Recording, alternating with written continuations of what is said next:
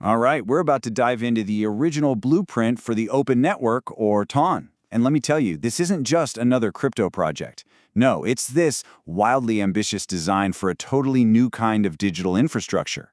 It was created to solve one of the biggest, most fundamental problems in the entire blockchain world. So let's get into it. Millions. So what's with this number?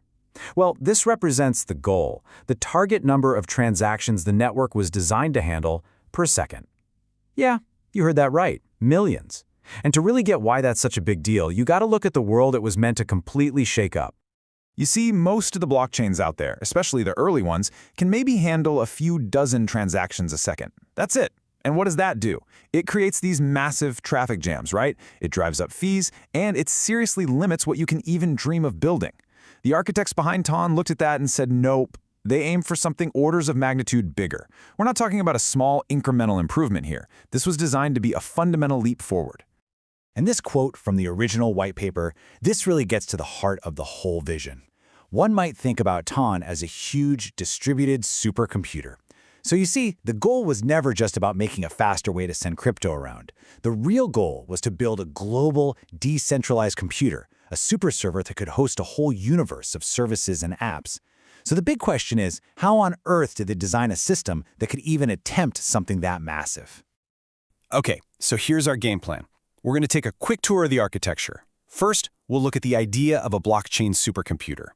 Then, we'll get into the symphony of blockchains and its secret weapon, the infinite sharding paradigm. After that, we'll check out the whole ecosystem of services it's built for, and finally, we'll meet the guardians of the network who keep it all running. All right, first up, a blockchain supercomputer. The whole idea here is that every single major design choice you're about to see in TON is a direct answer to one single question. How do you shatter the speed and capacity limits that have held back basically every blockchain that came before?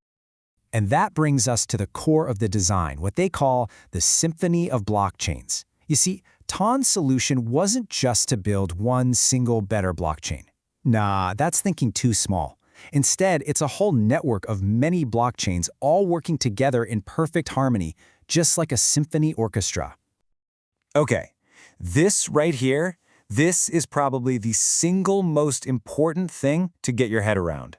The TON blockchain isn't one chain. It's a collection of blockchains. They all interact with each other, and this is the absolute foundation for how it's able to scale so massively. So, what are all these different chains? Well, right at the very heart of it all, you have the masterchain. The best way to think of it is like the orchestra's conductor.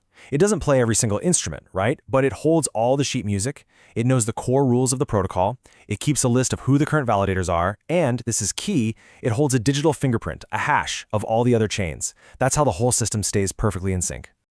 Okay, so after the conductor, you have the workchains.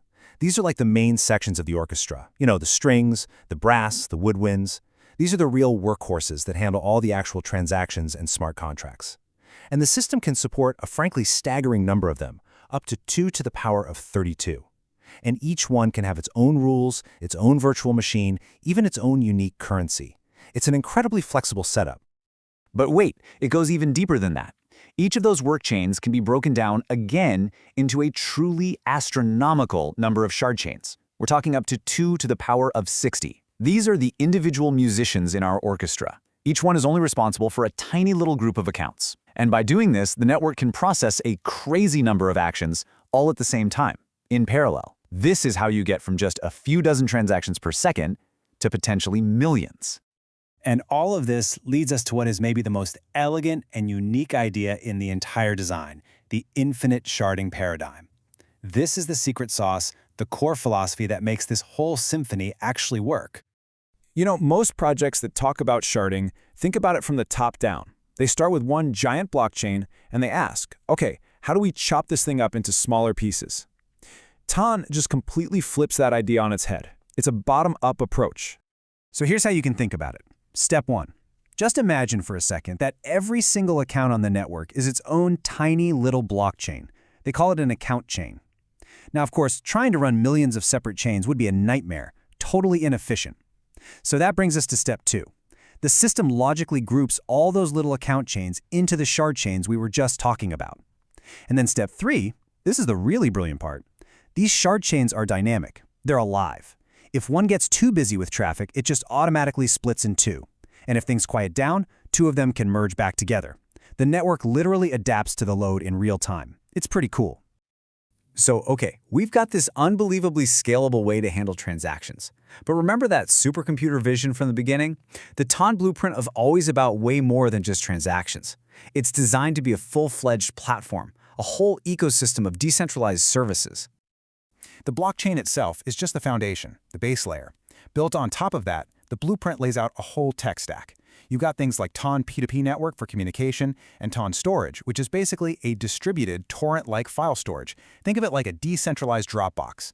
Then there's TON proxy, a layer to help keep you anonymous online, and TON DNS for giving human-readable names to accounts and services, kind of like the web domains we use today. And even TON payments for super-fast off-chain micropayments. When you put all these pieces together, the ambition is just massive. This wasn't just a blockchain. It was designed to be a blueprint for a complete alternative internet. Okay, but a network this powerful and complex has to be secure, right? So who are the guardians of the network? Who protects it? And more importantly, what makes them act honestly?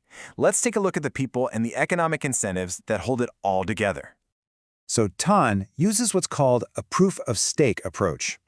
Now, instead of relying on brute force computing power to secure the network, like with proof of work, security here comes from economics. Participants lock up a significant amount of their own money, their stake, in the network. They literally have skin in the game. That stake acts as collateral, a promise to behave honestly. If they don't, they risk losing it. And this system really relies on three key roles. First, you have the validators. These are the heavy lifters. They're the ones actually creating and validating blocks, and to do that, they have to deposit a really large stake. For their work, they get paid in transaction fees and newly created coins. Next up, you've got nominators. Now, say you want to help secure the network, but don't want to run a whole validator setup yourself. You can lend your stake to a validator you trust. You'll share in their rewards, but you also share in the risk. And finally, you have a really cool role called the fisherman. These guys are like independent watchdogs. They're always on the lookout for invalid blocks. If they find one and can prove it, they get to claim a piece of the misbehaving validator's stake as a reward. It's a really clever system of checks and balances. So let's wrap this up. When you put it all together, what do you have? You have this incredibly detailed blueprint. It's a design for a network that isn't just massively scalable, thanks to that unique bottom-up sharding, but it's also a multifunctional platform designed to support a whole ecosystem of decentralized services. And all of this really leaves us with one big final question to think about. If a blockchain can handle millions of transactions per second, if it can support storage, payments, identity, and all kinds of services on a global scale, is it still just a currency network? Or are we actually looking at the blueprint for a whole new internet?